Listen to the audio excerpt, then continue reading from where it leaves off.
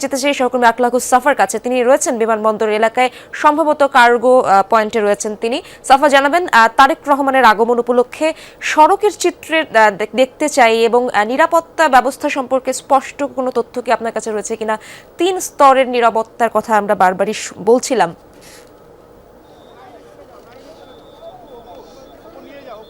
ইরশাদ, আপনাকে ধন্যবাদ।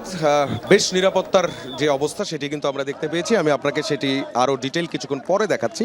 আপনারা এখন দেখতে পাচ্ছেন যে বিমানবন্দর সড়কের সামনে, অর্থাৎ যেদিক দিয়ে জনাব তারেক রহমানের যে গাড়িবহর তিনি নামার পর যদি 8 নম্বর কার্গো গেট দিয়ে ঠিক যেই পয়েন্ট দিয়ে বের হয়ে যে ইউটার্ন নিবে, সেই ইউটার্নের জায়গাগুলো আছে, এই সবগুলো জায়গাতে কিন্তু নেতা কর্মীদের যে অবস্থান, সেই অবস্থান আমরা দেখতে পাচ্ছি।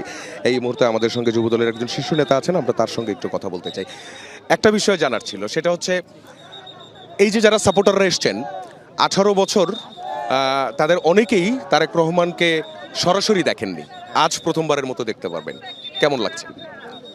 আজকে আমাদের জন্য অত্যন্ত একটি আনন্দের একটি দিন। আসলে দীর্ঘ 17টি বছর আজকের দিনের জন্য আমরা নেতাকর্মীরা আমরা অপেক্ষা করে আসছি।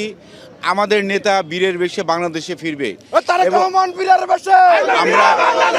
আমরা গত 17টি বছর আমরা একটি স্লোগান আমরা বুকে ধারণ করেছিলাম, তারেক রহমান বীরের বেশে বাংলাদেশে আসবে, এবং আল্লাহ পাকের অশেষ রহমতে আল্লাহর কাছে লাখো শুকরিয়া আদায় করছি।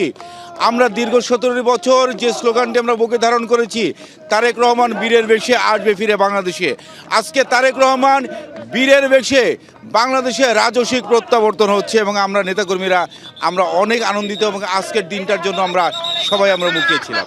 আপনাদেরকে অভিনন্দন। ইরশাদ দেখছিলেন, এবং পুরো রাস্তার যদি আমি নিরাপত্তার অবস্থার কথা বলি, সেটি হচ্ছে যে 3 স্তরের নিরাপত্তা, এবং যতগুলো বাহিনী আছে, সেনাবাহিনী থেকে শুরু করে এপিবিএন থেকে শুরু করে, তারা সবাই কিন্তু পুরো রাস্তার যে এই অংশটি আছে, এই অংশটিতে তারা ডিসিপ্লিন মেনটেন করার জন্য কাজ করে যাচ্ছেন, এবং একই সঙ্গে বিএনপির যারা নেতাকর্মীরা আছেন, তাদের যে স্বেচ্ছাসেবকরা আছেন, তারাও কিন্তু চেষ্টা করছেন যাতে এই রাস্তার যে গাড়ির চলাচল, যানবাহন চলাচল, সেগুলো যাতে নির্বিঘ্ন থাকে। অনেক ধন্যবাদ আপনাকে সাফা।